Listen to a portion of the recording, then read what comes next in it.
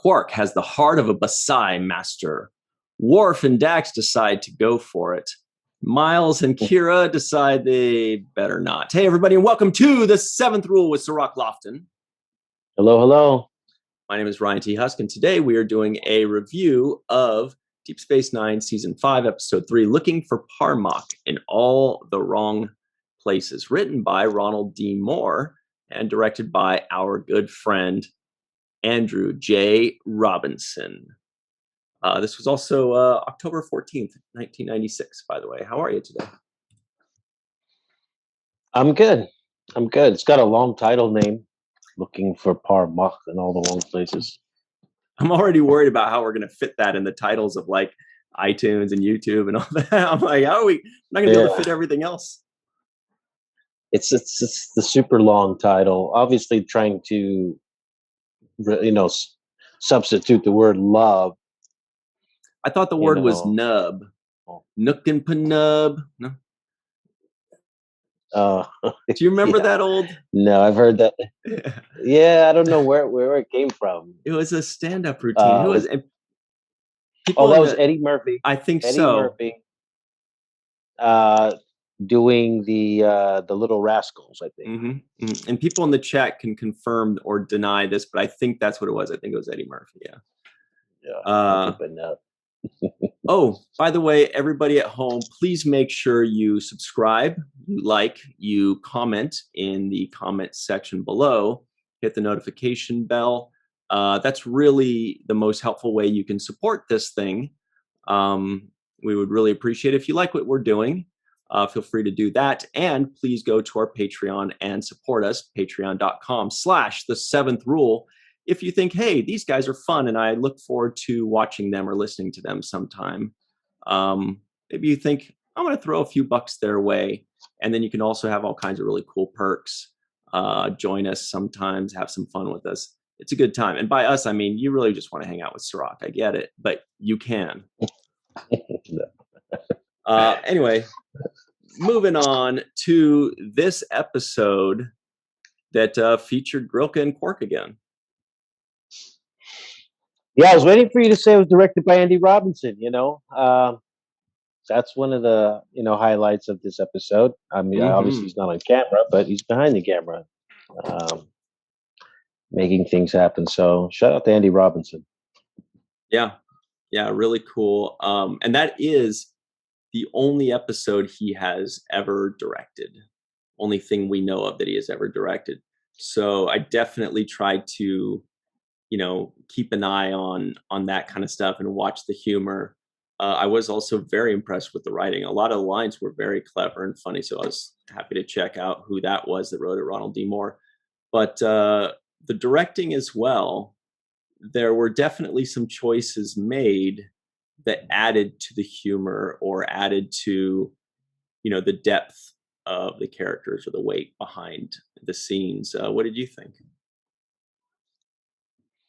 Yeah, there were some choices that I thought were made, and I could tell because obviously Andy Robinson has a very good relationship with Armin and the rest of the cast at this point. So there's a trust factor there. He's also a really humorous person just by nature. So he's comical. He's a laughing guy. He's got the stories and the jokes. And he really approaches the craft with that kind of, knowing how to straddle the line between drama and comedy, which is what he does when he performs as Garrick, right? It's like, it's just serious enough, but it's also just funny enough. And I feel like he put that kind of a fingerprint or impact on this episode as well, where he kind of, balanced and straddled the line between this is serious, this is, but it's also, let's edge it and lean towards comedy when we want to soften the blow of different things. Yeah, and I wish I'd taken more notes on, mostly their mental notes when I'd catch something, delivered in a certain way. And I was like, oh, that's probably Andy, adding a little bit of his flavor in there. But they'll probably come to me as we discuss them. It does open up on a very funny scene where Bashir is kind of eavesdropping and listening in, and it was funny because we're all taken by surprise, obviously, when Keiko shows up and he's like, what the hell? Oh, and by the way, Molly gets a nam straight up from the beginning. Molly gets a nam, and our buddy Shakar gets like his 40th nam of the day. Oh yeah. Yeah, at the beginning when Quark says, "Hopefully Molly's not around." Yeah, when he hears them fighting and Quark says, "Hopefully Molly's not around." Okay, yeah, I remember that. Directorial, like as far as what we were talking about with Andy Robinson making choices, I think there's a few examples. I'll give one in specific that I can remember, and that was the scene in which Quark comes to Dax to basically get advice on how he should be courting Grilka, right? And in that moment, he interrupts Worf, who's pining away about how miserable he is, and Quark is completely oblivious to Worf's feelings for her at this point. And he walks in. He doesn't mind being open about what his feelings are. Hey, Dax, I need help to court this woman. And what I noticed Andy did was he had Worf stand off into the background at that moment, and he focused on a 2-shot with the two of them. Yeah. And then he cut back to Worf, who came with this hilarious monologue soliloquy right there, and it was just hilarious. And I think that just that choice to cut back over to Worf and let him begin from a whisper, talking kind of like he's talking to himself, to talking into to everybody. I thought that was that's his decision. He made that decision with the cameras. Right, and Worf is just getting fussier and fussier with age. He's so mopey now. Now he's just like, I do not understand what she sees in him. He's just so like, yeah. Yeah, he's starting to pout a lot, like a kid who didn't get picked on the team, and they're playing with ball. They cannot play with my ball if they're not going to pick me. Take my ball and go home. Yeah. Yeah, that was good. Actually, there's another kind of shot like this, similar, which was a nice one. There are a lot of shots like this, where you have somebody kind of in the foreground on one side and somebody more in the background on the other side. So we're watching two different stories develop. You're watching the person in the foreground, their story, what they're thinking about, what they're feeling, and you're watching the person in the background, like that adds to the story, because we know that what this person's saying is affecting this person. We know this person is like saying, I don't like this, or what's going on, or whatever like that. And these kinds of shots allow two stories to be told at the same time. And I did notice a few of those. Yeah, there was another moment there where Worf is in Quark's bar, and he walks up to Morn and he says, "Forgive me for doing this." and Morn is not even paying attention. He's not even listening. They made a decision there for Morn not to be looking up at him and kind of having a conversation with him, but more just play it forward as if you don't even hear this guy. So little decisions like that I kind of noticed, and I thought that were interesting as far as moving the story along, and really making Worf look a little bit out of character in this episode. I thought slightly. Yeah, and real quick to finish up on Morn, I noticed in this episode that there were some actors that don't usually do stunts, doing stunts in this episode. Like, we're used to seeing Worf fight. He does stunts. Of course they have their stunt doubles, but they're still also doing things. Sometimes they have the close-ups. And Jadzia Dax, of course, we see her fighting. But it's very rare that we see Quark swinging around a batleth. And it's very rare, I don't think we've seen it, where Morn, and presumably Mark Alan Shepard, the man who plays Morn, fully did a stunt. He jumped back and landed on a mat back there. That's a legitimate stunt, and he got a bump there. So it was interesting to see that this was definitely a week where people that don't usually do stunts were getting their stunt bumps or whatever. Yeah, I don't know if the stunt bump is how significant it is, but I mean, It's more like a fist it's bump. They're always, like, "Good job, buddy." yeah, good job. You all right? You all Yeah, right? right. Okay, Okay, we'll do it again. one.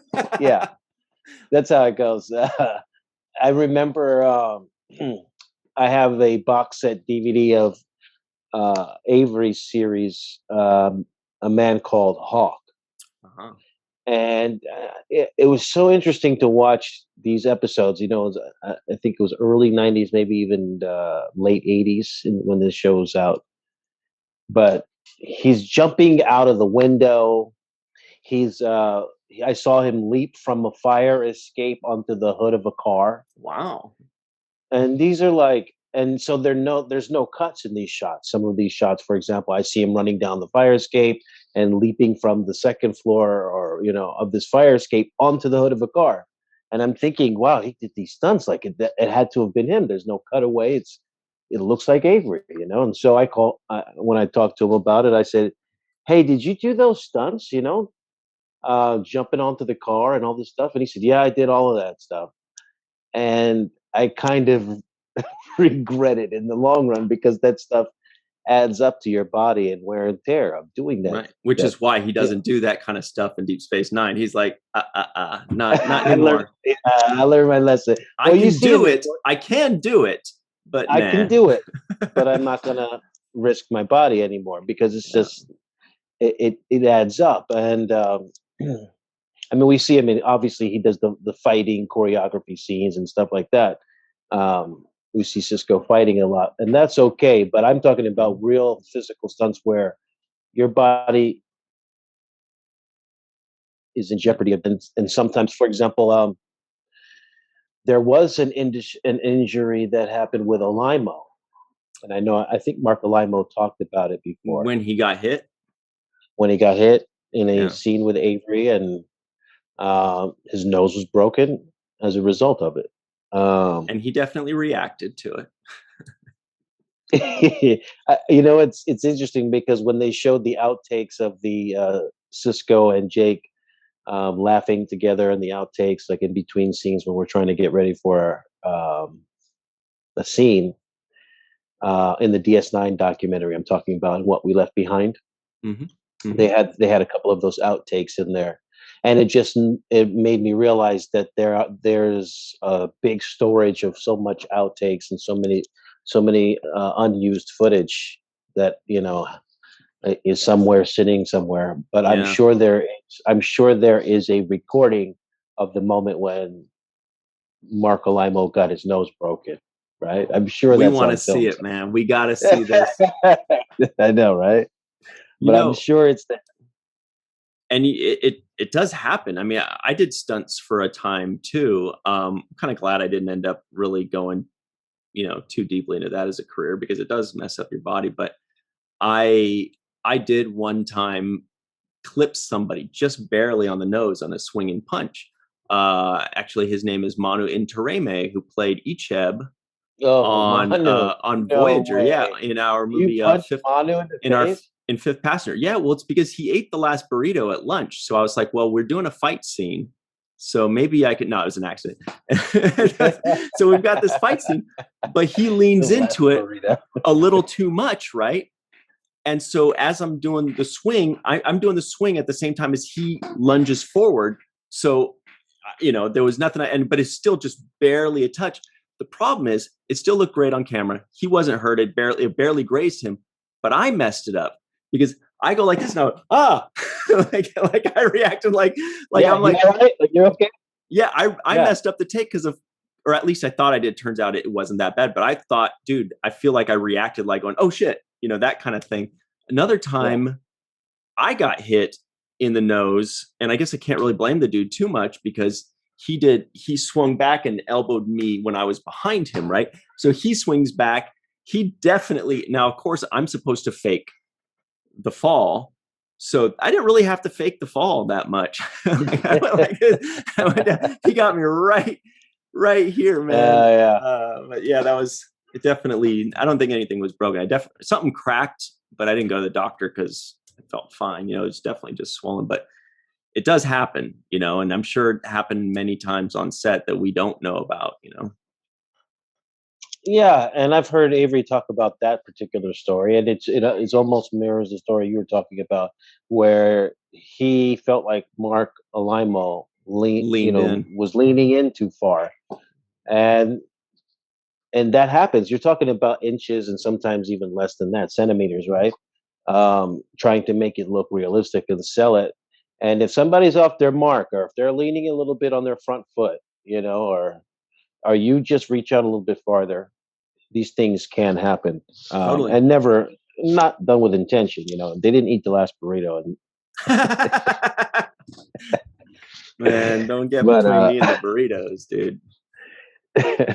But no, I was saying a little bit about Worf, and I guess I've never seen Worf in a sense of lust, right? Because he's essentially in this lustful state, and he's losing his mind because he needs to get this girl, or he wants to get this girl. Yeah, what they call it, Parmock, but like they said, it's like love, but more aggressive, or they used a word like that, They said, yeah. What does Parmock mean? It means love, but a little more aggressive, or it wasn't aggressive, the word they used, but it was something like that. Well, judging by them in Bashir's operating room, they looked more like BDSM, right? It was like really some rough stuff going on over there. Bashir, Dax, no, I can't think. BDSM and Morn, Sisko and Morn. There we go. We got it. We also have there was a line where Worf says, "A marriage of convenience." And I liked there was a couple of lines like that where they were one-liners, but I thought they really just rang well in this episode. So I wanted to give another shout out to Ron Moore, because he's really good at that kind of stuff, Along those lines, I did write a bunch of these down because sometimes I just can't help it, because I'm like, I don't want to forget this. For example, there, some great lines. Bashir and O'Brien are talking. Bashir says, "Still fighting?" Chief says, "Who says we're fighting?" Bashir says, "Oh, word gets around. It's a small station." Chief's like, "It's a huge station." What are you talking about? And, yeah, there are definitely some really good, moments, well written, one-liners or two-liners. Or like, okay, this was, who knows if this was Quark or if this was Andy, telling him, but when Dax says, "Oh, no innuendo, no staring at her cleavage. She'll consider this a great sign of respect." And Quark goes like, "Respect? Like, what the hell does respect have to do with anything?" The look on his face, like he just smelled, somebody that had too much cheese. Oh man. I liked, even there was a moment there where Worf was, when he first gets shot down. When he first gets shot down, as he approaches Grilka, and the older Klingon takes him to the side and says, "Hey, bro, let me just tell you something. You don't have a chance with her. By the way, you come from the House of Moog, and you got no credits here." Right? Tumek was his name. Yeah. Tumek. Yeah. I really liked him too, because he did kind of seem like the wise old Klingon, right? He had that vibe to him. But he broke it down for Worf. He let him down real nicely. He was like, "Look, bro, it's not gonna happen for you. Let me just straighten it out for you." He's like, "You still got respect. You still did it respectfully. It's okay." Oh, that was another brilliant line. Can we just talk about that for a second? That was one of my favorite lines, was when he's letting him down easy. And this can only be said among Klingons. And Worf says, "I meant no disrespect." And he says, "You showed none. Like, don't worry." And where's it? Like, it sounds like calling somebody, saying that they smell like a rotting corpse of something, and talking shit. He said, "Are you just going to stand there like a loser and all this stuff?" And he's like, and then afterwards, he's like, "Well, I meant no respect." "Oh, no respect. No disrespect at all. Totally fine." "No, that was fine. You were good. You were good. Perfect. You nailed it." Up until then, it was great. It's just the fact that you're, son of Moog, and you're just off the list. And But then he goes on to say after, he's like, no, it's okay. You didn't, it was good. You tried, And then he looks at him and he says, you never courted a Klingon woman, have you? Or something like that. You never pursued a Klingon woman. I think it was something along those lines. Yes. And Worf responds, and his no, it's a one-word no, but no. The way he said it, it was like he was pushing himself to admit that is true. That yes, you nailed it. I actually don't have experience at this, right? And I just thought that one word no, the way he delivered it, I want to give shout out to Michael Dorr. It was great for his character to say it in such a way. I feel like I should wear a tie for this moment, but I might as well. Real quick. It's an early tie. It's an early tie. This is the earliest. Are you ready to rumble? Ever heard of a guy named Alexander? It's Worf's son. You know who Worf had that child with? A Klingon woman. I mean, she's half Klingon. She's half Klingon, half human. So there's the technicality that works, but so it still works. I see. Interesting. It is a technicality, but it does fit. It does fit. Kaylar is her name. Good character. That's the Next Generation. Yeah, it does fit. I wanted to talk a little bit about the scene between Bashir and O'Brien. When you touched on it a little bit earlier, where Bashir says, "Hey, word is around the station. It's a small station, and it's a huge station." Yeah, he's always so mad. He's always so ornery. Yeah. Like, how dare you say something incorrect? Yeah, he's so offended by stuff. Right? What are you talking about? I have to walk around this big ass station and fix everything. What are you talking about?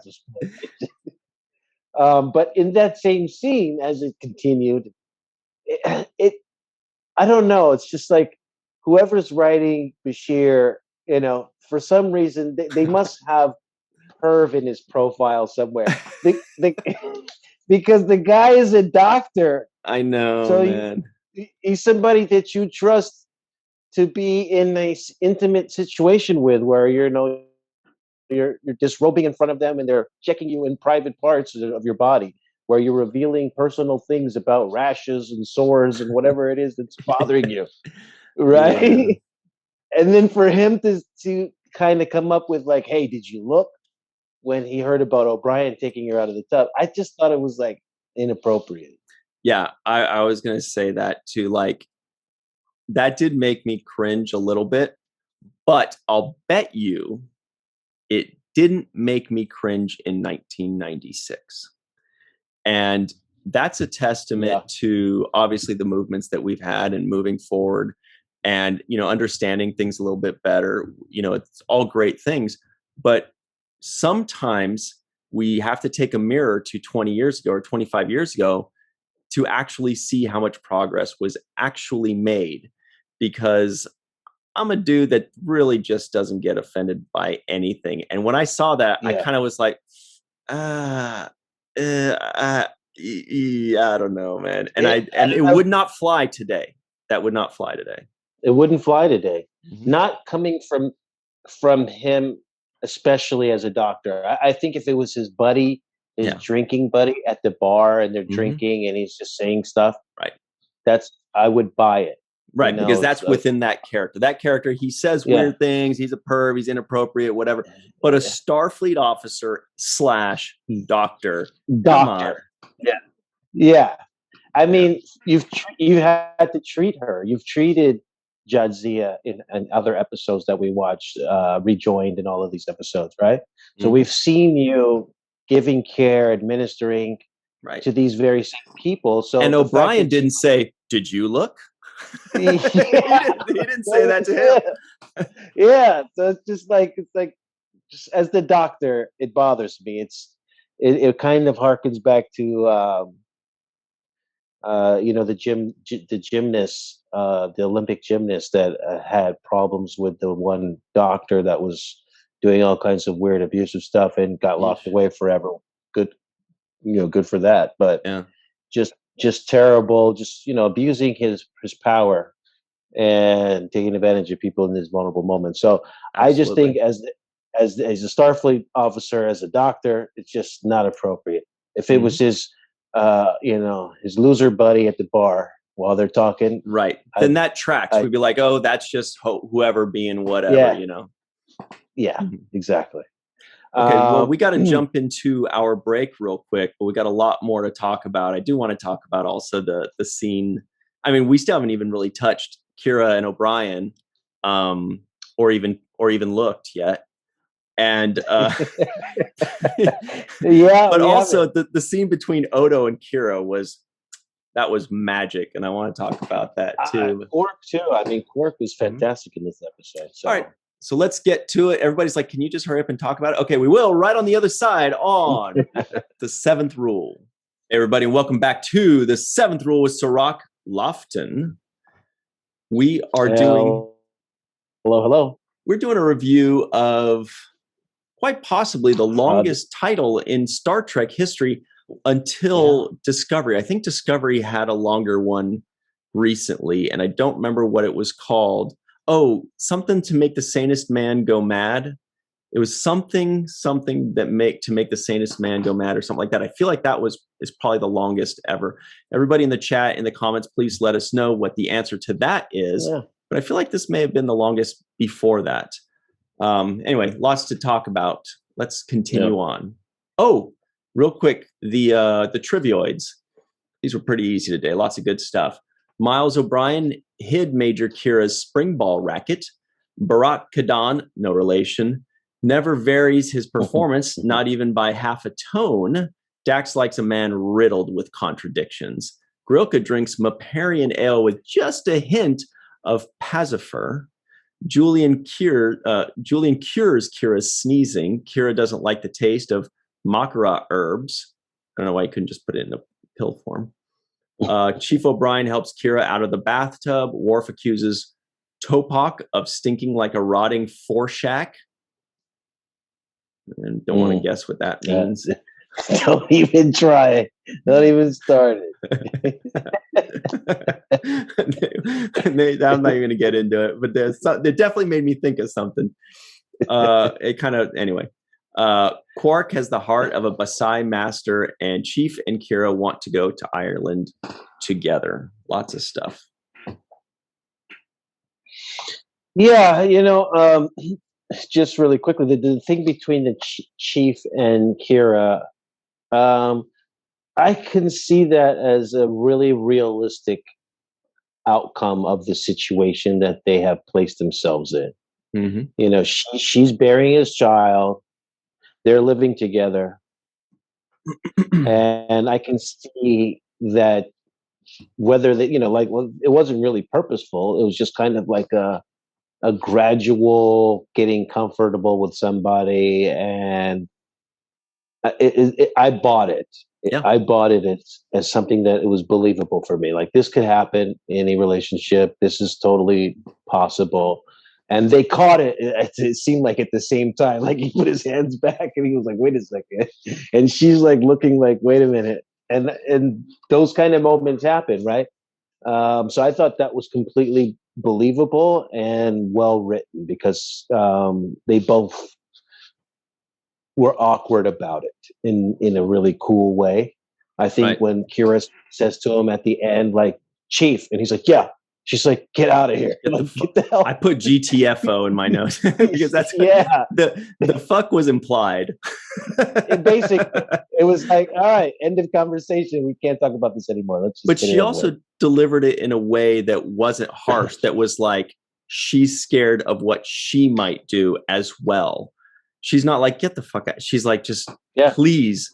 Let's stop this. Get out of here before anything. Yeah, I thought I agree. I thought that was perfectly written, perfectly acted, perfectly directed, and the reason I was so impressed by it was because it's first of all, I always think it's the toughest thing to do in screenwriting is to convince us that two people fall in love in an episode, because it's basically impossible. We're always like, how they just met, how are they in love? But they have to do it all the time. Now, in this case, it wasn't really in love. It was a different kind of dynamic, but it's really hard to have a situation in which Kira and Miles, a married man, and Kira is Keiko's friend, have a thing that almost happens, yet they both come away as good people. Like, nobody in their right mind thinks that they were like inappropriate or horrible, or I just lost a little bit of respect for O'Brien, or, Kira, I thought she was better than that. That was, for me, the hardest part. Not, convincing us that they had lust for each other. That was a little easier. But the hardest part was, how do we do that without the audience losing a little respect for them? And I thought it was perfectly written and acted and directed. Yeah, this between the two of them. Now, the one thing I'm going to gripe about is Keiko. Now, from my and everybody else. no, and it has nothing to do with her performance. It's just the way the scene is written for her. So, right. And in my experience, I know where you're going. Your wife is automatically suspecting anything and everybody anyways. You're not going to get that much leeway and rope. Encouragement. Like, yeah. She's like, get up in there. What do you do? Dude, her butt's sore. Rub that ass get in there. Yeah. Did you get her thighs? It's like, what the hell? She's like, go. She's like a coach. Get on. Come on. Yeah. It's just, no. Because if anything, she's like, I saw how you looked at her. And you're like, what? I didn't look at her. It would be like being accused of something that didn't even happen, right? More so than, hey, why don't you guys go on a trip together and I'll book a room. You want a double bed or a single queen size? Like, hot tubs go okay for you? Yeah, right. I know that part is like a little bit unbelievable for me. She was too open and too oblivious, right? I think a woman's instinct is way more in tune with what's going on than how they portrayed Keiko. Right. And taking it a step further, I think that men would also not be like, come on, sweetie, go rub his inner thigh. Get in there. Yeah. You guys go spend the night together. You have to go with him, because who's going to be massaging his thighs and buns and stuff for him? You got to go. Yeah. Who's going to help him out of the bathtub? I mean, somebody has to do it. Bathtub too, yeah. So no, no. There's no way Keiko's letting that happen. No woman's letting it happen to that extent without being suspicious, without double checking, without making sure and verifying. So yeah, I'm going to go with that part was a little bit far-fetched for me. I mean, it brought me back, and I wrote down in my notes Pulp Fiction, and there's a scene in the movie Pulp. There's a scene in Pulp Fiction where he's talking about rubbing a man's wife's feet. Right, you're right, yeah. And he was like, "Well, she lets you rub his feet?" They're like, it's like, you can't do that. And just like the idea of rubbing somebody's feet was that whole intro to Pulp Fiction. So whether it was appropriate or not, to do that to another person's wife or somebody's significant other. So right. I instantly thought of that when I saw O'Brien over there like playing footsies. I was like, wait a minute. He was playing Pump Friction. Yeah. No. All right. No, but and I, just to put a lid on that, I do feel like if a lady or a man were to see that kind of situation with their significant other, they would set up boundaries. They wouldn't, necessarily like yell at them, because obviously it's for the greater good and they all want to work together on this and make it happen. But they would be like, hey, I know you're really great at it, but, and they would set up some kind of boundaries, don't go above this or below this, or can you only do it, when I'm around, or is there any way we could have you can have somebody else do things, they'd figure something out, whereas Keiko was she was like, you better rub her up and down and you don't stop. Yeah, it was a little bit too much. So, I mean, we'll put a cap on that. But other than that, I did believe and buy the idea that there would be a chemistry between the woman who's being a surrogate mother and the person who's, child that is. So that, but Klingonese, is that what it is? Yeah. It is Klingonese. Mhm. I just wanted to make sure because I didn't know if that was the proper vernacular, or if they were just using, throwing it away. Yeah, that's what they So that call was it, actually a Klingonese. question. Mhm. Okay. Um, Look, Oh, I didn't even I realize got to get this. in. But Garrick also gets a NAM because he didn't show up. But Keiko did say, "Oh, I got your clothes back from Garrick or something to Kira," right?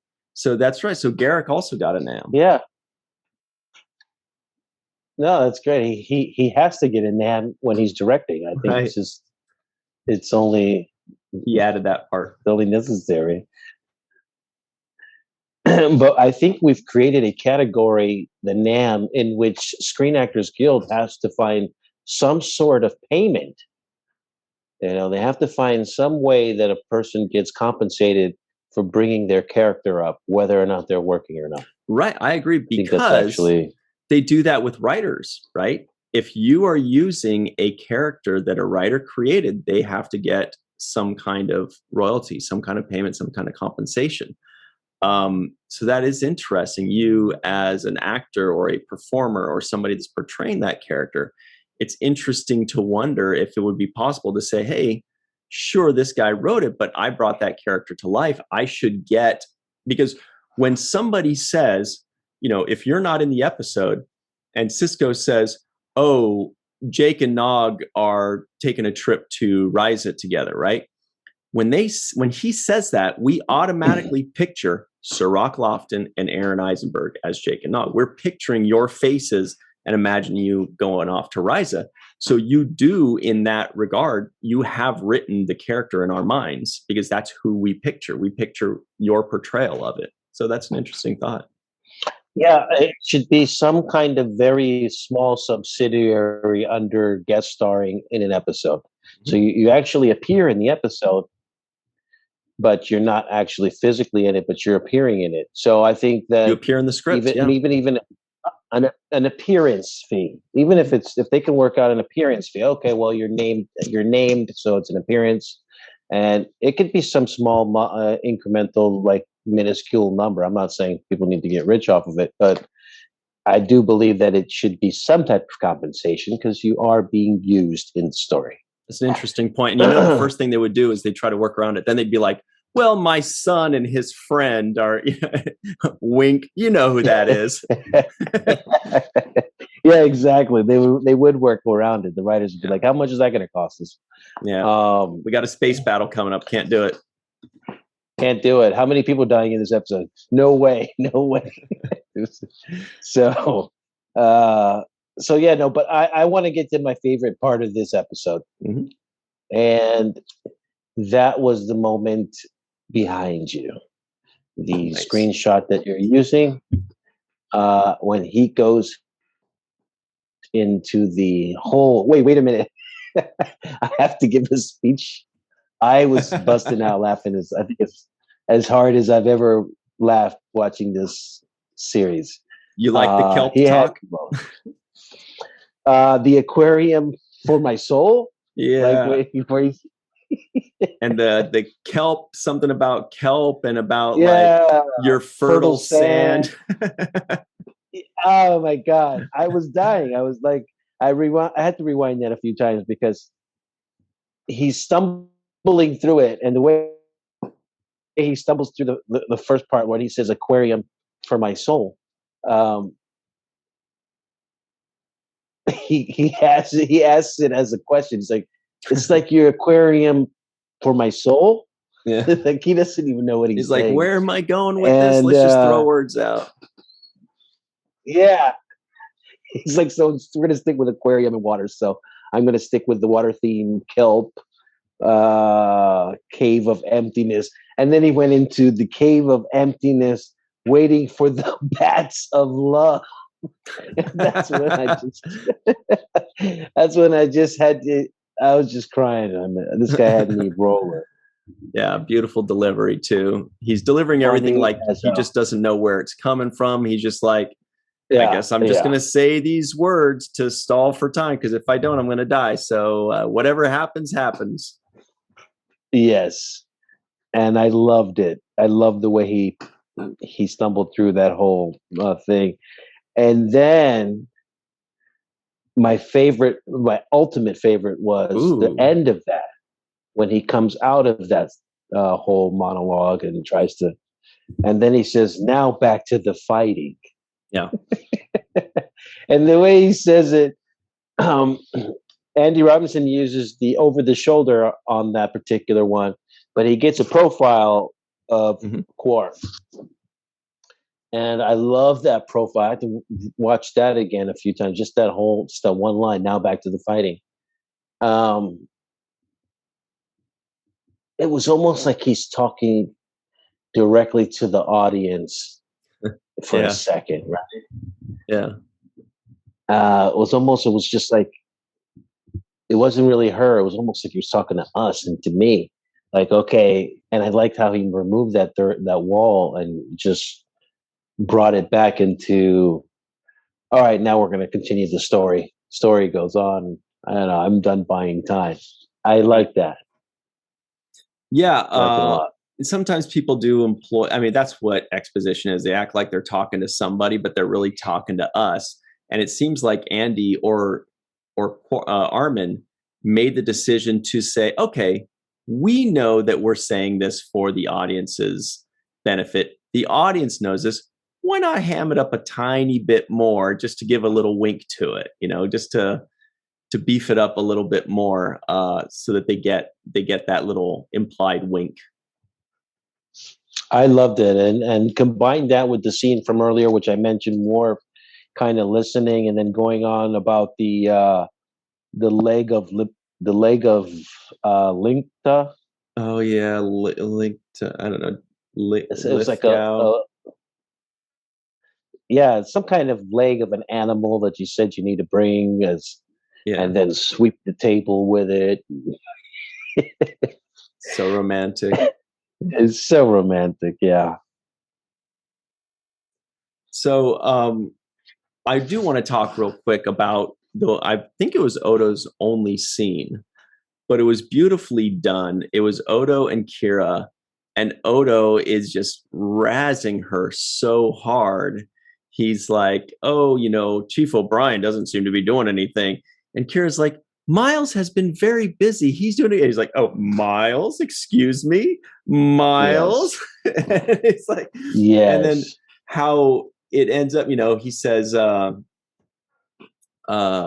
when she says, it's nothing. It's like I'm a part of his family. He says, which part of his family are you? Sister, daughter, cousin? And she says, could we get back to it? But the best line is when he says, of course, and I'll refrain from making any more disparaging remarks about the chief.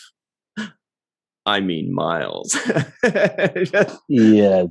And of course he delivered it perfectly, as he always does. But that was a very rare moment where Odo is razzing someone else. Usually Quark is kind of razzing him, but this time he was dishing it out. I loved it. And just foreshadow too. I mean, we talk about love in the air, and we know that he really secretly loves her too, right? I mean, it's right. This is kind of that whirlwind of love, right? So that's actually another well-placed small scene, but it's well-placed, especially considering the context of what this episode's trying to talk about. Mm-hmm. Actually, for a minute there, I suspect the Klingon that's behind you that challenged Quark, I suspected that he was in love with Brooke, right, as well, and that he was really he wasn't protecting her honor so much as he was trying to get her for himself, mm-hmm. Right? So that was my initial instinct, but they never revealed that to be the case. But when he was, being challenged by Worf and then hating on Quark. I'm like, well, if this guy's hating so much, he must be interested in her, Yeah. He can't just be the bodyguard. What was his name? The character's name? I don't remember. Oh, Tumek. That's right. Oh no, Tumek is the old Klingon. What's the? Oh, I don't. It's hard for me to remember those names. Yeah, There was actually Topak. Mm-hmm. Yeah, Tumek and Topak. And before I had remembered exactly where this was going, I thought that the guy Topek was only telling Quark initially, if you don't, help her, I'll kill you, or whatever. If you screw up, I'll kill you. I thought they were just raising the stakes there, because if Quark is trying to help Grilka, that's interesting, that's cool, but the stakes aren't raised, and writers always know you got to raise the stakes and raise them always. So when he did that thing of saying, if you don't, I'm going to kill you, I thought it was just, a little plot device to turn up the heat a bit. But of course, being the expert writers they are, it was more than that. It actually became, the central plot towards the end, the climax or whatever is now they've got a battle to the death, which was very strange, but also very funny, especially when Worf is putting the bat'leth down and Quark's just kind of being led by his arm and he can't control it. Yes. And that was another thing that I was busting out laughing. He's like, and I'll give it to you, I guess. He didn't know what he was doing.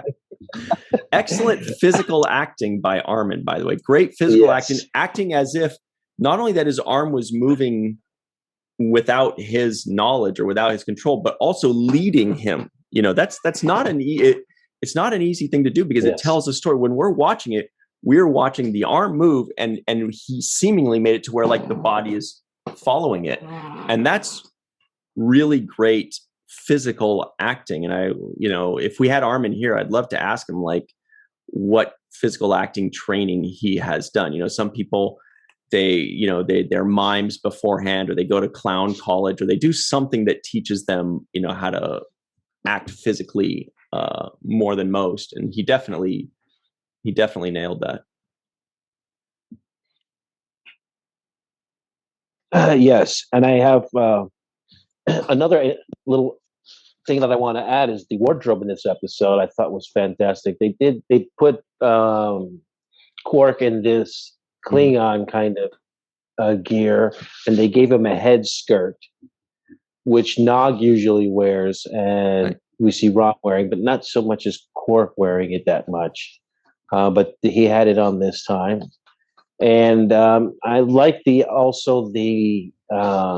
kind of mink-looking white Klingon. Well, that was battle. I feel like that was Ferengi. I'll have to look back, but when the Ferengi were first introduced in The Next Generation, and they were a total mess compared to what they evolved into. They were wearing these like leopard print white furs, and their guns were like whips. It was really strange, and they were hissing, and they were climbing on each other. Drew a little picture of it. There it is. Nice. Actually, although Klingons have worn stuff like that as well. That's true. I don't know. It looked a little Klingonish to me. No, that's true. Because she was wearing a kind of a complementary outfit to that, where with her fur, and they looked like they went out on some kind of I think it was the reenactment of the love story, of the Klingon love story, where they fight a battle and then they make love. I think they were reenacting that scene, and so he would have been dressed in the Klingon wardrobe to represent that 1,000-year-old Klingon battle. Yeah, you're right. Because now I'm looking at what it was before. We'll take a quick look here. See, this is what I was thinking of. See how it's kind of caveman fur coat stuff? Right. Yes. But yeah, you're right. Yeah. The spotted leopard print kind of thing that Quark was wearing, you're right. does look more Klingon than this. So I think we'll go with that. Yeah. No, because I think that earlier in the scene, when he was preparing for the moment, Dax was wearing the same thing, and she was role playing as the princess, Klingon princess, or whatever it was that hooked up with the guy at the end of the battle. So I think that was one of the wardrobe pieces. I call it the Klingon sex jacket. So hey, it looked like one of those with the white furs ready to go. The Klingon also, sex jacket, huh? Yeah, that's what I think. You know, it's got the white fur, it's got the belt, the nice belt on it. But they never resolved Grilka's financial problems. They made it about that in the beginning, and they set us up with that. But that kind of just disappeared at some point or another, right? Yeah. And they never went back. They never went back to it. So a little disappointed about that. I kind of like when things are brought up and resolved as well, or at least addressed. Tied up in with a nice bow where everything's resolved. Yeah. Yeah, a little bit. And it doesn't have to always be resolved, but at least that you say that I'm working on it. Yeah, I sent that, something. Any throwaway line will do. You're right. I totally missed that, but you're right. They brought that up, and it wasn't a hugely important thing, but it is something that they actually fully discussed. And it would have been nice if there was one little throwaway line saying, hey, now we can get back to working on your finances or something like that. Boom. Something like that. Because, and this is why it bothers me, it is the reason that Grilka's even shows up. So it literally is the premise for bringing her into this episode. So they're leading her in the cave, or leading her to DS9 with this premise. So it is the thing that brings her there. And so you would think that it would be the thing that of most importance to her, as opposed to this whole, mating, you guys shenanigans. I love her here and stuff. I told you I'm about to go bankrupt, and y'all, if you're worried about sex, that would probably be one kind of thing in my mind. The other thing is, I think it's a little bit strange to me that Quark, who is so in love with her, who also married her and got divorced in that other episode that we saw, right? The House of Quark. He never pursues this girl. Like, literally, they haven't seen each other since that episode, right? Yeah. And they have good chemistry. And if he's so passionate about her, if he thinks that she's the one, and you would think he would have been, over the course of time, been saying, hey, come on, get me a shot. We were married, remember? Hello. Yeah. No, and they definitely have great chemistry. When they're talking about, what is he saying? But he says something about like how he gets this way when he sees things of great value or whatever. He was kind of charming her with, rather than backing away from being a Ferengi and trying to act like a Klingon, he was saying, yeah, that's right, honey, I'm a Ferengi, and you know what that means, I thought it was great. It was good wordplay. No, it was good because it was good wordplay, because actually he was getting himself in trouble if he did own that Ferengi part of himself at that moment. But I'm just saying that for somebody who goes out of his way to get whatever he wants all across the quadrant, you would think he would have put some more pursuit into her prior to her arriving to DS9. Maybe even coaxing her into coming. Totally. Like tricking her. Hey, there's an emergency. You need to come. And then, and then she shows up and it's like, well, what's going on? That would make more sense, because Quark is the type of guy that would go after something he wants. Not that she would show up a year later and he can't resist her, because he had that chance and opportunity. He never really jumped on it. So that's my little nitpick. Good point. Yeah, she goes like, what's going on? He's like, you know what's going on. We do have to run. We're going to do our free-for-all up next, but there's more to talk about with this episode. There's so much good stuff here. We do want to give out a very special thanks to Carmen Shamwell, a.k.a. Skillet, PJ Thomas, TJ Jackson-Bey out in Missouri, Yvette Blackmon, Bill Victor Arucan, Homer Frizzell, Eve England out in Wales, Dr. Marie Segal, Dr. Sue V. Gruner, Tim Baum, Titus Mohler, and Darlena Marie. We are going to hit the free-for-all right now, so stick around. The break is like this long. It's crazy short. We'll be right back on the 7th Rule. Hello, everybody. Welcome back to the 7th Rule with Cirroc Lofton. This is the free-for-all with Dr. Susan V. Gruner, Dr. Marie Segal, Scott Jensen, Tim Baum, Eve England out in Wales, Homer Frizzell, Darlena Marie, TJ Jackson-Bey out in Missouri, Titus Mohler, and Malissa Longo. We've got a very exciting one. Does anybody want to talk about looking for Parmak in all the wrong places? Sometimes your Klingon needs work. Yeah, I have a question. I have a question. Why is it that they can speak in Klingon and the universal translators don't translate it? Good question. Yes, excellent point. Style. I was going to ask the exact same thing, Dr. Tippett.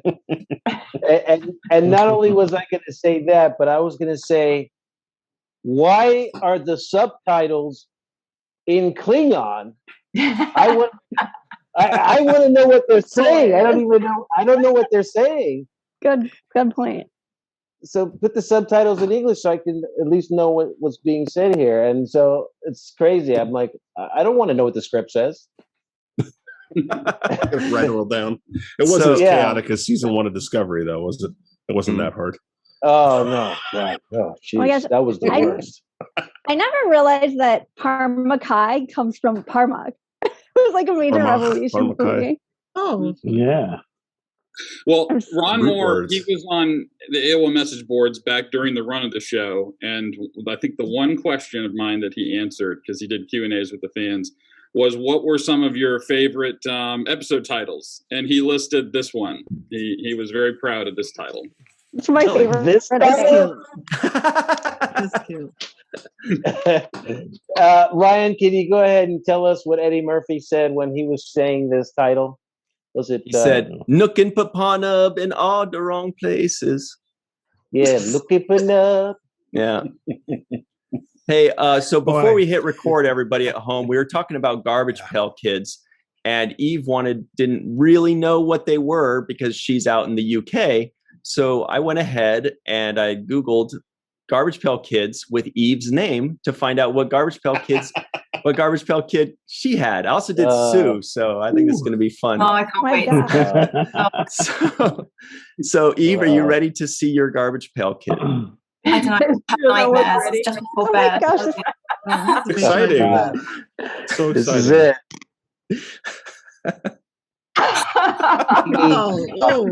Oh my goodness. Oh my gosh. Ear gremlins, little ear gremlins. It's adorable. Eavesdropping. But that's so relevant to this episode because of the introduction. Oh yeah, the bats. Yeah. You're right.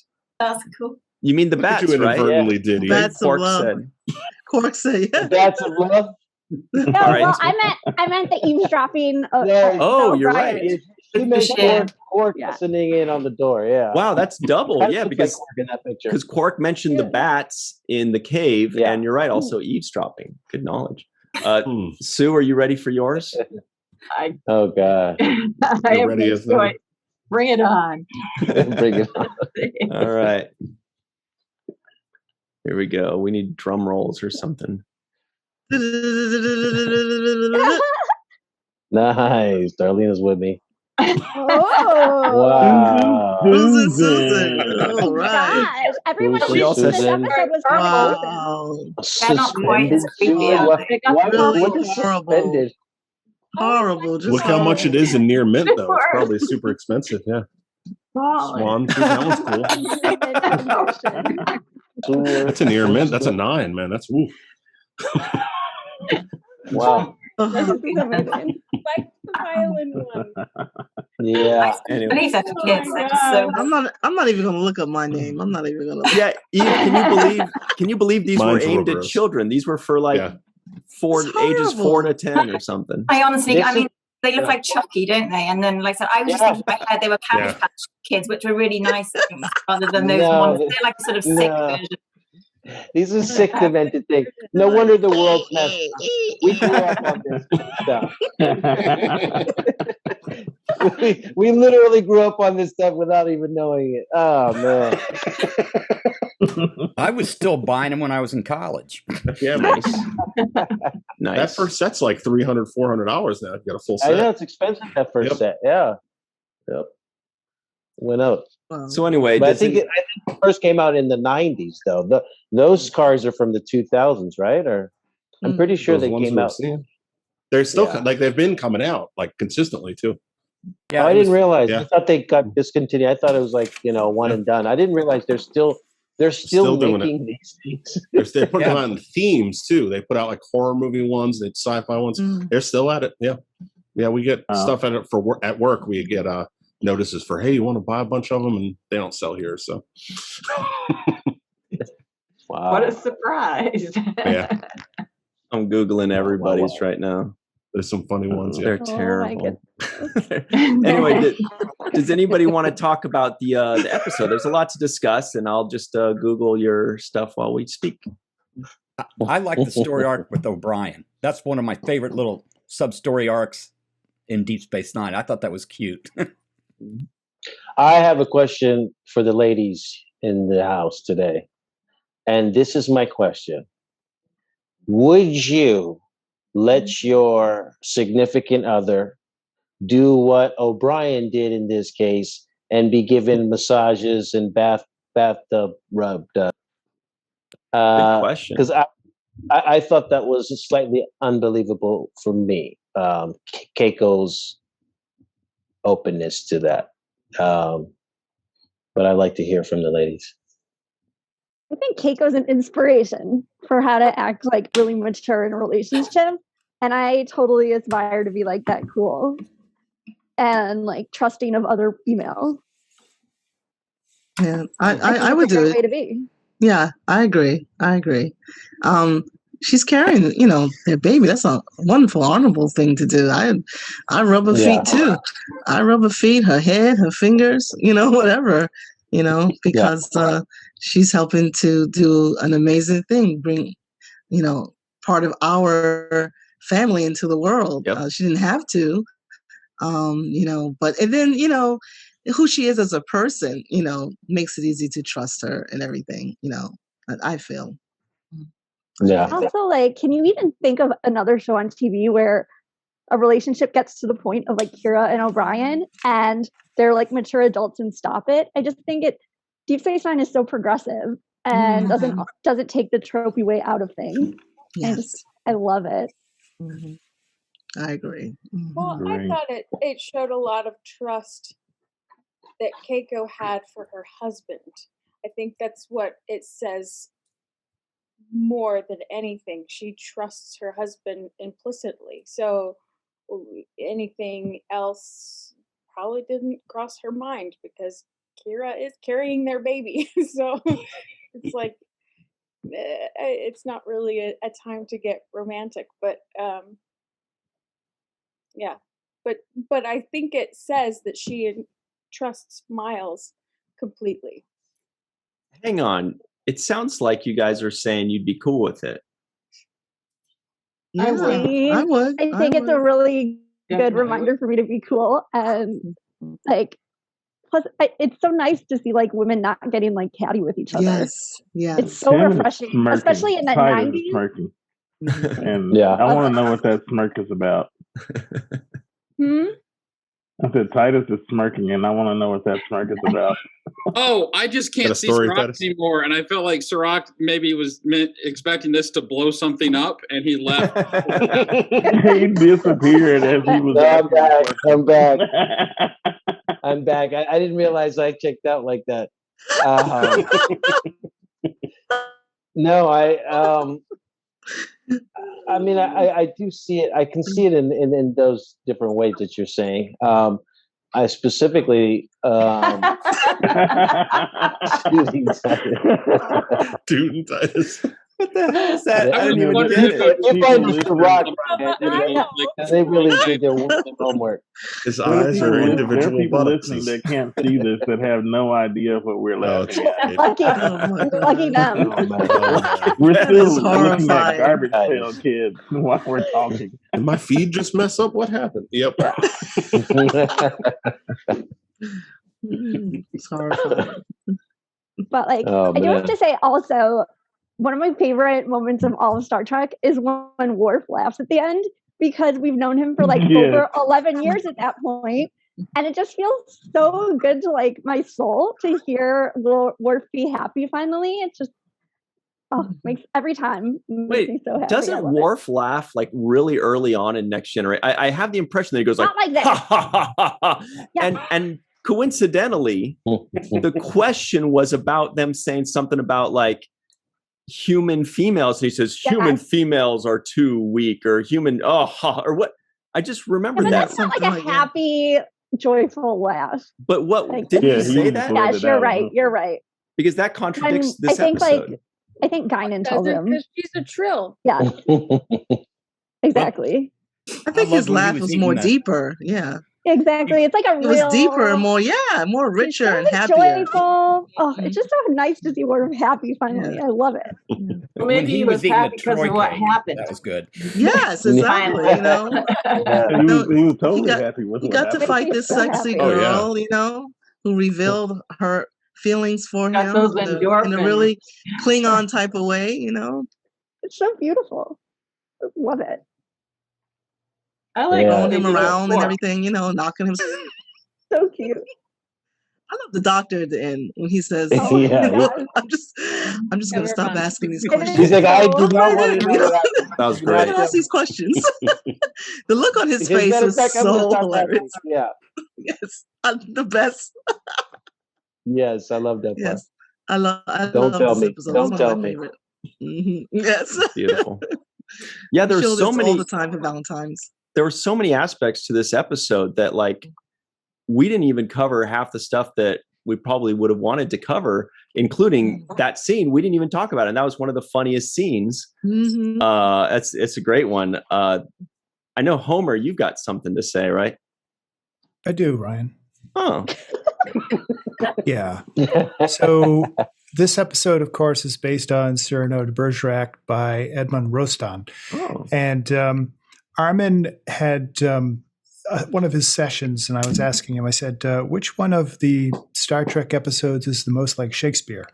And he said this one, which makes sense because there are some lighthearted comedies that Shakespeare has done. So I was thinking about that as I was watching it.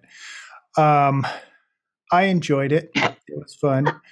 I was a little uncomfortable with the Kira Miles stuff.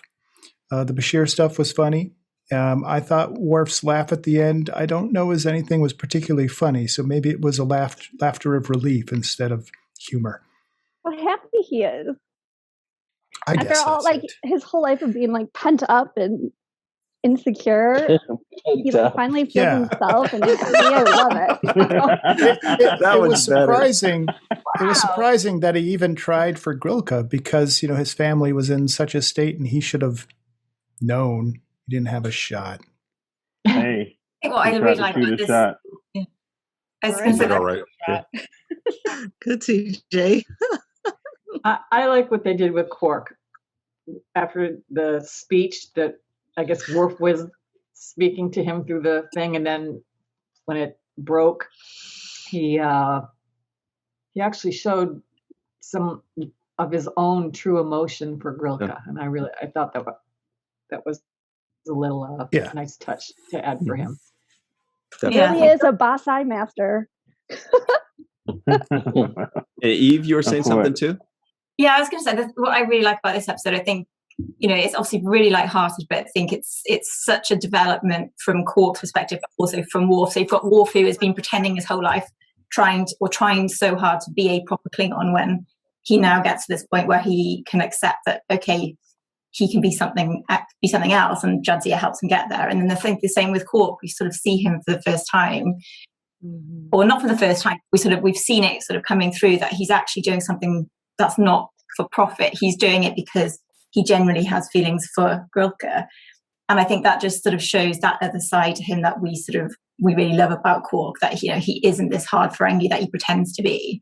He's actually that sort of softer, sort of much nicer Ferengi that we sort of really grow to love throughout the season. So I think, to me, it's all about the development of those two characters, and I think it's just a fantastic way of bringing that all together and having that Quark as the sort of in between Jadzia and Worf is just it's just brilliant.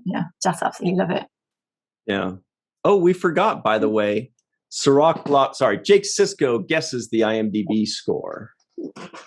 Oh man, I think this was a great episode. It's going to be close to an 8 on this one. In my guess. How close? Like a 7.9. 8.2. It is an 8. Oh man, that's why I was like, that's so close to an 8. And it is one. It is an 8. All right.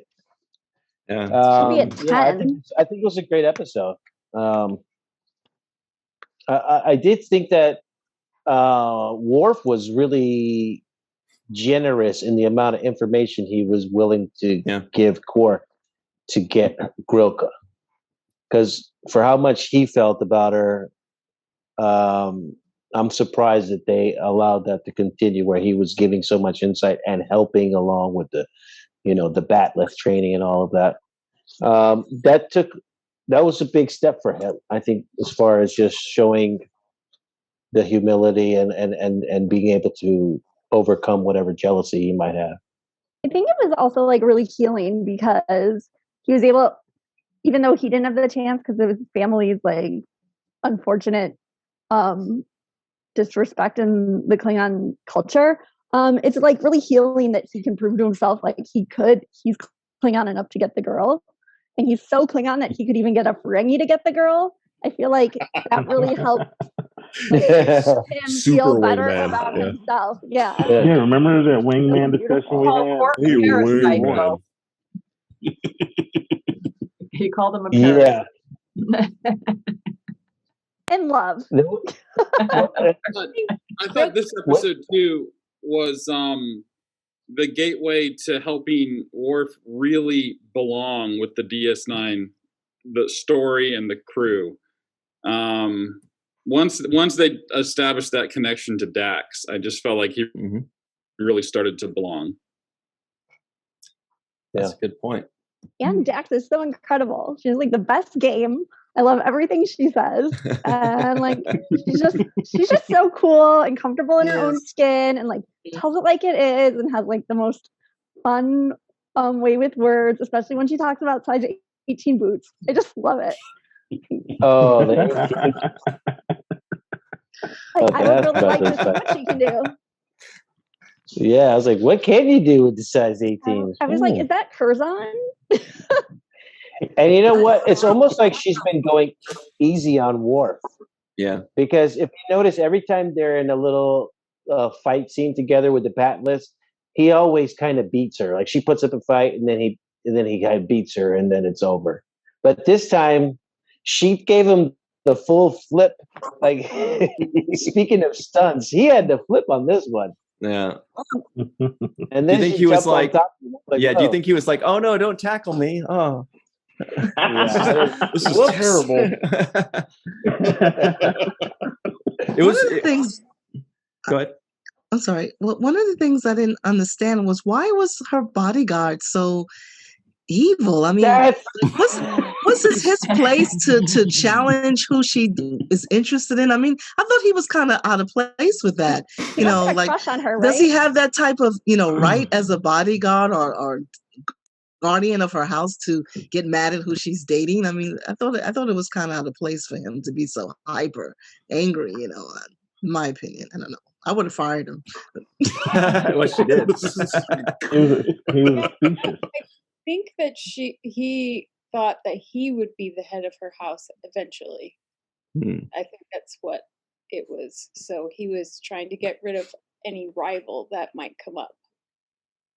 And Cirroc also mentioned the possibility, and I just heard Anne Marie throw that out too, that maybe he liked her. Maybe those romantic feelings. That's what I meant. Yeah. Classic jealousy. Or at least if there's no guy, he's sort of like the guy of the house by proxy. Yeah, he's like, I could take the old man.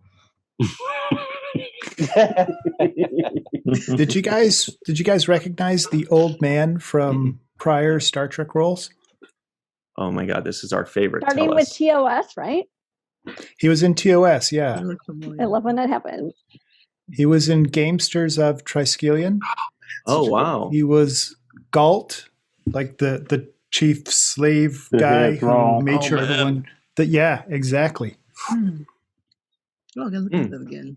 And you Joseph know who the younger one is? All of a sudden, I don't. Potatoes. Who's the younger one? The lawyer from Seinfeld. That's what I was thinking. It's Philip Morris or something. Yeah. He also he goes to you nailed it, and he goes to Star Trek Las Vegas. Right, we've seen him there. Way. Yeah. Phil Morris. Yeah, I've seen him before. Yes, and he is a laugh, man. He is all jokes. That guy is like nothing but jokes. But that's Phil Morris, right? Wow, I did not recognize him. I did. I kept looking at him saying, I know this guy. Okay, so that's who it was. The lawyer from Seinfeld. He's one of my favorite recurring guest stars because he's played a bunch of different characters on Star Trek. I think, was it on Enterprise where he finally got to be himself? He didn't have makeup and stuff. I think he played like an astronaut from a long time ago or something. But I know he played a great Jemadar too later on in DS9. I think in Rocks and Shoals. That guy is hilarious. I've spent some time with him, and he's got a ton of stories. He's got jokes. That guy right there. Yeah, so good.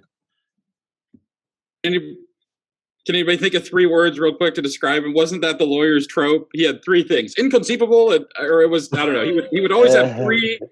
He had a thesaurus on hand, but that was part of his character's trope. So he was also in TOS. Oh, really? No, he wasn't. Yeah, Miri. Oh my gosh, no way. Oh wow, what? He bopped people on the head. I don't remember exactly which role he was, but he was one of those when they talk about the Grups. That's awesome. I love finding out kids from Miri show up in other series. It's the coolest thing. Wow. There's 2 or 3 kids. 2 or 3 of them show up later on too, don't they? Mm-hmm. The little babies, Really? the kids later on. Yep. The Grups. Awesome. The Grups. And I'm like super into this Klingon opera song. I was watching it earlier today, and it gets in my head like so badly. And I love when Worf sings along. It's just so cute. It's actually the first time we heard Klingon opera too. It was just referred to before this one, if I'm not mistaken. May Loda from TNG for a few bars. And what's that episode called? Gambit Part 1 or 2. What's the question about it? I like that. If we'd heard if we'd heard Klingon opera before, or just heard it referred to. Oh. Yeah, we just heard a pianist rendition of it before. This was the first time we heard an original cast recording. I'm thinking as Worf is doing this, like every time something happens, they always have like a playback from some camera angle. Like, doesn't he realize that everything he does on that ship is being recorded? At all times. And somebody is going to find that one day. Oh my God. Yeah. That's somebody's holodeck program right now. Yeah. And was Quark really allowed to just kind of barge in like that? When that's what I was thinking. Didn't you wonder about that? I was like, how is Worf not even probably this guy? Like, he has the security codes for everything. Oh yeah, he's figured it all out. He's got it all. But that's a good point. Worf let himself get snuck up behind. He's lucky he was clothed, you know? Oh, God. On the bridge, I hope so. I was actually thinking that, and I was like, well, in a few episodes, we learned that he wears that uniform at all times because it's optimal comfort. Oh, even on Risa. I just looked up Phil Morris on IMDb, and he was in Star Trek 3, The Search for Spock as well. Wow. Oh, like as an admiral or something? Seen that old? It says he's a trainee Foster or something. Okay. You know, he's also in an upcoming Deep Space Nine episode. Mm-hmm. He plays Ramada Klon. He plays Ramada Klon in Rocks and Shoals. So he's a Jem'Hadar later too. Oh, that's a good one. Oh. Nice. Yeah, he's only 2 years. Wait a old. minute. He's the Black Jeffrey Combs, is what he is. Let's give him Jeffrey a shout Combs out. hasn't been in any Oh, of that these. Clint Howard thing too. Yeah. Oh my god. This guy's And legit. it's Voyager, where he gets to be, he doesn't have to wear makeup. It's one small step. Yeah, he plays like an astronaut from a long time ago. I love that. that episode. Oh, So beautiful. Impossible not to cry at the end. We got to get Phil Morris on this show. We got to hear him. I'm actually texting right now to try to get him on. Oh wow! Seriously. Yeah. so I don't forget. I'm texting him right now. Oh, we got to get him. We gotta get the stories. So I had a couple. I think we can. I had a couple. Especially of when comments Cirroc on could this cost episode. people at STLV. Please continue, TJ. Sorry. One of them was where were they? Yes, in the holodeck. So they're doing all of this stuff to bend over backwards for Klingon tradition, and it seems like that has always been the thing. Like, we need to respect these other people's traditions, you know, more so than our own, like forever and always. And I think this is like the first time where they were like, Griff was like, no, he's respected our tradition. Let's listen to him for a second and respect his view, respect what he has to say the way he wants to say it. So I thought that was a pretty neat moment. And the other thing I noted was Worf kind of got punked out there for a second, and he just walked away from it. Like, that was totally not the Klingon thing to do when the guy pulled him to the side and said, you know, look, you know, she's way out of your league, and you're not going to forget about it. He's just like, okay, my bad. I'm so sorry. I don't even know why I tried that, and walks off. Like, come on, Worf. Supposed to punch that guy in the mouth. Like, that's the Klingon way. Who do you think you are? I am Worf, son of Moog. Who's watched the guys though? Okay. Go ahead. I'm sorry. No, please. So let me ask you guys, like, Jadzia, right? The way she just like let her emotions be known. Have you guys, like, because I know like Cirroc asked the question for the ladies, so I want to ask the question for you guys. Ooh, have you nice ever reversal. have you guys ever encountered a lady that just like, you know, she put it out there, you know, she wanted you, she was all in your face, she made it obvious, and she was aggressive like Jadzia? Like, would that like scare you away from a woman like that, or would you be like, check this out, you know? Who wants to hit that one first? All right, Cirroc. Oh, I think I misunderstood the question. I was afraid that was where you were going to go. No, I think it's great. I think it's a good thing, and it's almost like a no-brainer, especially over this amount of time that they've been together and they've built up this friendship. They can be in each other's presence. They know how each other's conversations. They know the dislikes and likes of each other. To me, it's like, once you get to that comfort level, yeah, I think it's kind of a no-brainer. And maybe sometimes you overlook those things because you're thinking in a friend zone, or, you know, just a friendship zone, and you might not consider those things. But I think that it's good that she did that. I actually like that assertiveness. And I actually like the fact that in this episode, the female characters were aggressive and kind of dominant, and not these kind of submissive, you know, women that are getting pushed around. I like the fact that they are, you know, good equals or good challenges for the men in this episode, in these stories. So I was happy for that. Yeah. Yeah. In a word, I would say yes, that has happened to me. And is it a problem, or what you, second part?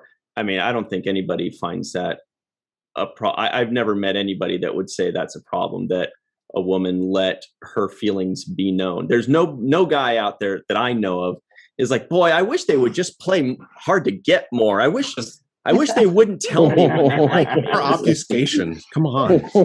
I think it's a great thing too, because I don't think women want to be oppressed in a way where they have to worry about what they have to say and who they have to say it to. I think they want to be able to choose if they want to let their feelings be known, or if they want to play coy, or however they want to play it. I think they should have the same amount of freedom that men have to decide what angle they'd like to play, you know, how they want to do this, or how they want to pursue or not pursue this. Women should have the same spectrum of possibilities that they can pursue, I'd say.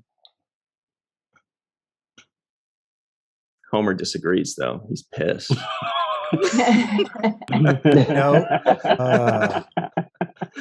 No, I was just thinking about it, and I would be like, what's wrong with you? Why are you so crazy like this? And so I would be like, whoa,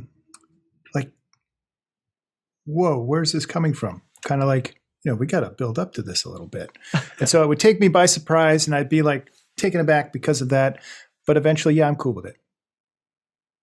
That's they had chemistry, so that's I think what yeah. makes it different. And this the blue kind of thing. Right. Yeah, it's something, as Cirroc had said, it built up over time. Yeah, back in 1985, that happened to me, and it took me aback, and I actually was left speechless. Wow. I mean, I've been with Natalie for 31 years, so I have to try to remember back to the 80s. I love this really specific answer. Amazing. I was trying to come up with a joke about 1985. Titus has no take comment. My breath away. No comment, Titus. I think he does. I guess, yeah, I'm probably more traditional in that sense. I mean, it would be very awkward if I didn't share the feelings, you know, because I'm like, whoa, because then it puts you on the spot. I guess then you could empathize better with the girls who are put on the spot, and they were just like, no, I'm not interested. Sorry. But I thoroughly enjoyed Dax's role in this episode, though. I felt like Worf kind of needed the wake up call. You know, it's just like something's right in front of him. So I think in those instances, like you said, when there's already chemistry that's built up, I think it can be a really welcome thing. Mm-hmm. TJ and Scott, you think Dax was out of line, or go for it? Go for it. Yeah, absolutely. I mean, if you weren't reading that coming up, it's your own fault. I mean, if you're around somebody that much, like you were saying, that if it was out of the blue, that would probably be a little bit strange, but still cool. Mm-hmm. I mean, more information, the better. The more communication, the better. The less shade and just coming sideways and stuff like that, the better. Just more direct. I don't know who ever made the rules that it was supposed to be one way or the other. Right. But I do know that we don't have to live by those rules. Like, whoever made those rules is not relevant enough to matter anymore. They're not alive anymore anyway, so it doesn't. Yeah. Well, she was also laying it on. She was laying it on pretty thick, and he was just like, every scene she kept laying it on thicker and thicker, and he's just like, I am upset about Worf or about Quark, and she's like, dude, I'm right here, man. Hello. I think he even said something about Quark having to be blind not to recognize. Yes, and exactly. Then Dax is like, hello, like exactly. Just about yelled it at that point. And how frustrating for poor Dax when she said, "Yeah, she's okay." Yeah. I like the line where she says, "What are you going to do? Put her on a pedestal?" Yes, I love that. You know, are you going to hang out with this person and enjoy life, or are you going to just put them in a glass display and polish her once a week? Polish her. Yeah, what? Her eyes are like iridium. What would you do with a woman like that? That's funny. That was a good line.